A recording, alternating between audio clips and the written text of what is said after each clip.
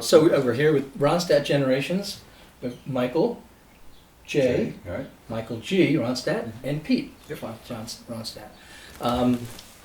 Michael came and played here last January, a year ago January? I believe so. Yeah. Anyway, with Dave Trotta and Dalton. James Dalton. James Dalton, poet. And that was when we were doing our house concert series. And even back then, we talked about having Ronstadt Generations. So it's really nice to have this. We're not doing a house concert here anymore. They're going to be playing at the Tuitt Center for the Arts at the Art Barn with, I guess, that's Third Fret Coffee House series. Yeah. And I guess what I'd like to just know from you all, again, that this Ronstadt Generations, this heritage, obviously the music gene is in the family.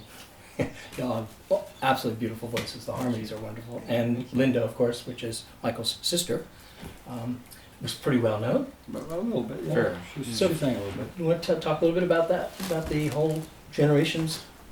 Well, Michael and Peter are fifth generation Ronstadts that have been doing music continuously in the Southwest since the late 1800s.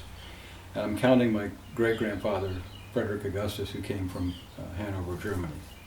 And he brought with him music and also the appreciation of music and the ability to allow my grandfather to learn music at an early age. Mm-hmm.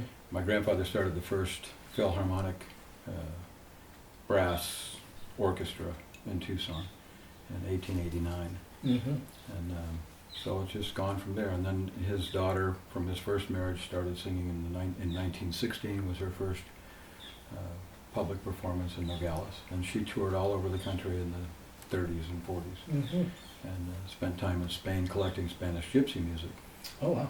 And then my dad sang. My brother was involved in he had a #1 hit on KOMA radio back in the day. Really? And then obviously Linda sang a little bit. Mm-hmm. And now and then that sort of got passed on to me, and now we're getting these guys going. Michael started playing cello in 4th grade, and Pete started playing violin in 3rd grade. Wow. And so they've been immersed in music ever since. And was that were you both drawn to those instruments, or you were said, here, play these? They were never told to play an That's- instrument. that's what I didn't and think so. never The ever love is had to there. ask them to practice. Yeah. In fact, several times I had to say, okay, enough practice. And then obviously guitar came along. My violin actually just grew into a guitar as Actually, I'm a bass player as my main instrument. that Guitar right? is just Oh, wow. kind of a happenstance that I happen to be playing guitar. So, Great. Beautiful. yeah. Mike, you got to sit down while playing the cello, so that's why he I ended up did, playing yeah. the cello. They show us the instruments in 3rd grade and say, hey, what do you want to play?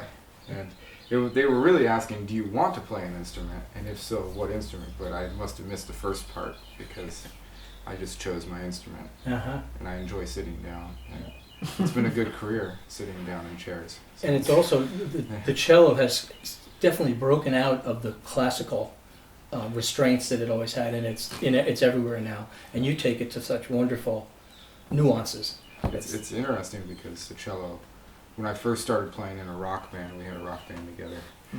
What was the in name of high the band? school called 9 a.m. Yeah, but we basically we had electric cello in there, or I did distortion effects Mhm. with my cello and all that stuff, and you would never see that anywhere. Yeah. And then I feel like the person who's been doing it a long time, Mhm. and that everyone's now doing it, and Yeah. like, wow, you know, you're following a good trend, and Yeah. I feel like I never thought of it as a trend, but I'm happy that cello's in demand. Yeah, yeah. And it's such a beautiful instrument. But it goes up and down. I mean, you look at, end of the 30s. I think it's Harry Babbitt was a jazz cello player, Mm.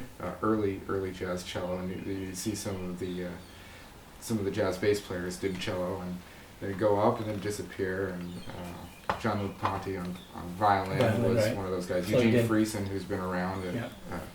people know that guy. So Yeah. everyone, it just goes up and down. Yeah. Well, and so this is your first time in Cape Cod for you guys? Are you For good? Petey and myself. Yeah. But I know Michael's been here before.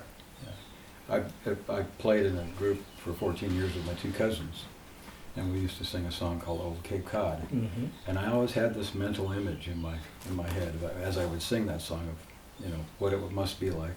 Yeah. And now here we are. So tonight, hopefully, I'll be able to And we'll drag try that to get back some- out of my memory. We'll try to get some sun so you can actually see the beach too. Because they all arrived about 10 o'clock last night, 10:30. So it's been kind of The house is right out of your song. So as we were driving, he was singing the songs. Yeah, Mm. it's just amazing. And now I can send my cousin a email say, I sang Old Cape Cod in Cape Cod. Are you going to do that tonight, do they? Well, hopefully. Yeah, that'd be fun. Either that or we'll do it in your living room. One or the other. I'm gonna sing it in Cape Cod.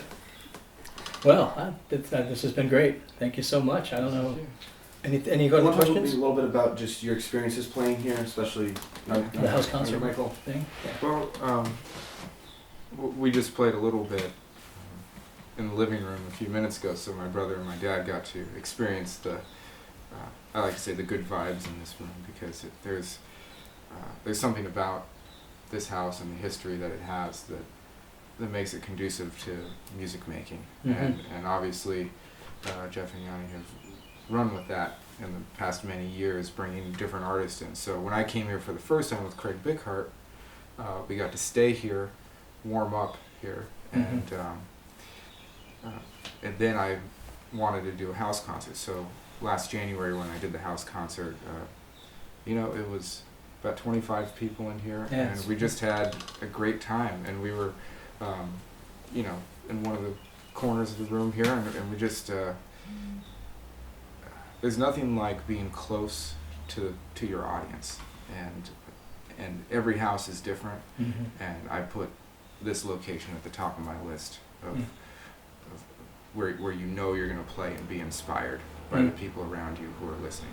Yeah, and people are listening. That's one of the great things about house concerts. The artist-audience lines are blurred. You're one, and it affects both the artist as well as the Plus, people listening. to a musician, maybe we should wait till this truck goes by. The neat thing about house concerts is, to a musician, one of the most important things is the living room, because so much music starts in a living room. So much music is written in a living room. So much practice happens in a living room. So to go into somebody else's living room, that's a comfortable living room to sit and play, it's a great place to have a concert, because it's very inspiring. And when you have a house that has a comfortable place to sit and play, Mm-hmm. it makes for a wonderful concert venue for that reason, because of the intimacy and the inspiration that is involved with it. And a lot of musicians have said they like the sound Yeah. in the room as well. The acoustics are pretty good, Mm-hmm. and in that den as well, it's Yeah, really it is tight. nice. Yeah, when you have not only one room, but two rooms that are great rooms to sit and play in. And you haven't It's seen even the better. attic yet. We got to show you guys the attic. All right. It's a little bit stuffed right now, but Yeah. that's the way it goes. All right. So yeah, what else? You had another question, Sam. I think that was it. I mean, your answer was absolutely fantastic. Yeah. Okay. That's exactly how we were looking. I was hoping to get something like that. Yanni, did you have something you wanted to chime in on? I just want to say, if you can, I won't be on tape.